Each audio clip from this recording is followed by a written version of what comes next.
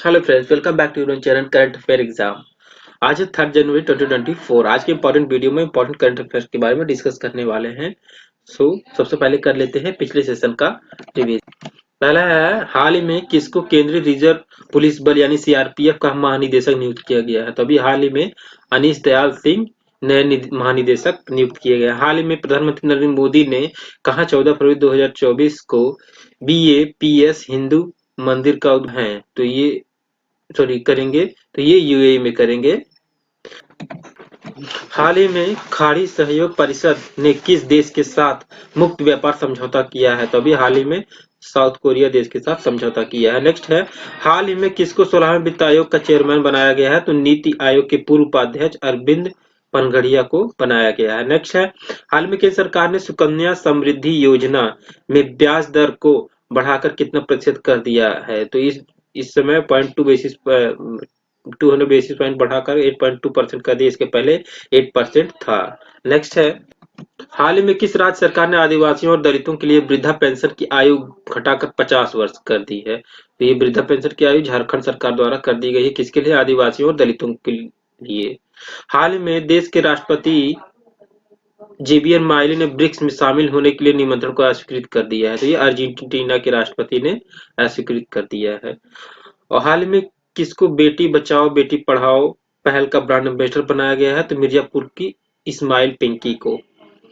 Next है, हाल ही में किसको राष्ट्रीय कानून सेवा प्राधिकरण यानी नालसा का कार्यकारी अध्यक्ष नियुक्त किया गया? तो अभी हाल ही में जस्टिस संजीव खन्ना को नालसा का कार्यकारी अध्यक्ष नियुक्त किया गया है। कौन सा राज्य द्वारा द्वारका में भारत का पहला पनडुब्बी पर्यटन शुरू करेगी? तो कौन सा राज्य? गुजरात सरकार पहला पनडुब्बी पर्यटन द्वारका में शुरू करेगी।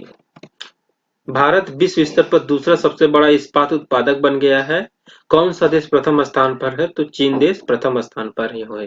ये तो होगा हमारे पिछले सेशन का रिवीजन। आज के क्वेश्चन की तरफ आगे बढ़ते हैं। हाल ही में किस शहर में विशाल सोने के भंडार का पता चला? अभी हाल ही में, तो ये जो है सऊदी अरब के मक्का शहर में पता चला है। अब सऊदी अरब में पता चला है, तो सऊदी अरब की राजधानी रियाद है। यहाँ की मुद्रा रियाल है।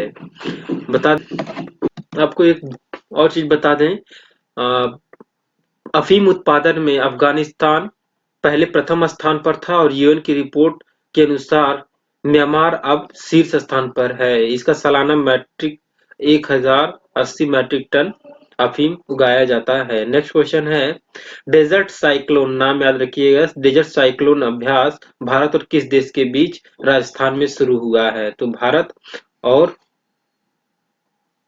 यूएई के बीच शुरू हुआ है। ऑप्शन सी इसका करेक्ट हो जाएगा। अब यूएई के बीच शुरू हुआ है, तो यूएई की राजधानी अबू धाबी है। यहाँ मुद्रा के रूप में दिरहम चलता है और यहाँ के सुल्तान का नाम है शेख मोहम्मद बिन जायद अल नाहयान। अभी हाल ही में प्रधानमंत्री नरेंद्र मोदी ने यूएई में 14 फरवरी 2024 को BAPS हिंदू मंदिर का उद्घाटन करेंगे और भारत द्वारा यूएई देश के साथ तेल के लिए पहला रुपए में भुगतान किया गया है और उच्च शिक्षा को बढ़ावा देने के लिए समझौते के तहत IIT दिल्ली का परिसर यूएई देश में भी खोला जाएगा। इसके अलावा समुद्री गठबंधन से यूएई देश हटा है। नेक्स्ट है, हाल ही में फेलिक्स, नाम याद रखिएगा, फेलिक्स त्शिसेकेदी किस देश के नए राष्ट्रपति के रूप में चुने गए हैं? तो अभी ऑप्शन इसका करेक्ट बी हो जाएगा।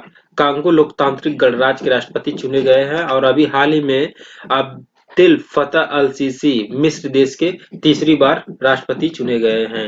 नेक्स्ट क्वेश्चन है, हाल ही में लैटिन अमेरिका और कैरिबियन सागर व्यापार परिषद के निदेशक श्री LP हेमंत के किसको प्रतिष्ठित मैन ऑफ द ईयर 2023 पुरस्कार से सम्मानित किया है? तो ये सम्मानित किया गया मैन ऑफ द ईयर पुरस्कार 2023 से ये श्रीनिवास सुगलू को सम्मानित किया गया है। अभी हाल में प्रसिद्ध शास्त्रीय पियानो वादक और कंडक्टर डैनियल बरेनबोइम और फिलीपींस देश के शांति कार्यकर्ता अली अबू अब्बाद को इंदिरा गांधी शांति पुरस्कार 2023 से सम्मानित किया गया। इसके अलावा आयरिश लेखक पॉल लिंच, नाम याद रखिए, पॉल लिंच को उनकी किताब प्रॉफिट सॉन्ग के लिए बुकर पुरस्कार 2023 से सम्मानित किया गया और बेंगलुरु की 10 वर्षीय बिहान तल्या को world life photographer of the year पुरस्कार दिया गया है। हाल ही में आई रिपोर्ट के अनुसार स्वामित्व योजना के तहत के सरकार द्वारा लगभग कितने करोड़ संपत्ति कर वितरित किए गए हैं? तो ये जो है 1.25 करोड़ वितरित किए गए हैं, कार्ड वितरित किए गए हैं स्वामित्व योजना के तहत। नेक्स्ट, हाल ही में किस देश का हाल ही में देश का पहला कन्या सैनिक स्कूल किस शहर में खोला गया है? तो ये खोला गया है उत्तर प्रदेश में स्थित मथुरा जिले के वृंदावन शहर में खोला गया है। अब उत्तर प्रदेश से संबंधित है, उत्तर प्रदेश के करंट टाइम में सीएम है योगी आदित्यनाथ और यहाँ के गवर्नर हैं आनंदीबेन पटेल।